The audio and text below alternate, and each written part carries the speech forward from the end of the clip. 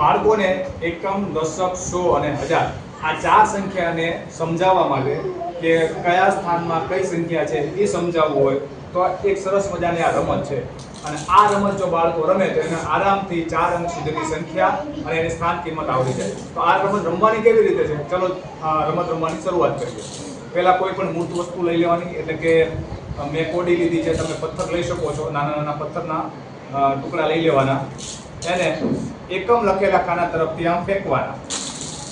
આ ફેંક્યા પછી હવે તમે જોઈ શકો છો એક ખાનામાં જે ખાનામાં જે કોડી આવી હોય એને ત્યાં ભેગી કરી દેવાની છે. હા, આ કોડી ભેગી થઈ ગઈ છે.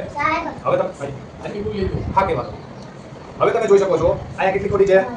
તો આને કહેવાય 3000. અહીંયા 4 કોડી છે એટલે 400. અહીંયા 2 છે અને અહીંયા 3 છે એટલે બગડે તગડે. તો આવી રીતે આપણે બાળકોને 1 થી 4 અંક સુધીની સંખ્યાની રમત રમાડીને એને 4 અંક સુધીનું જ્ઞાન આપણે આપી શકીએ છીએ.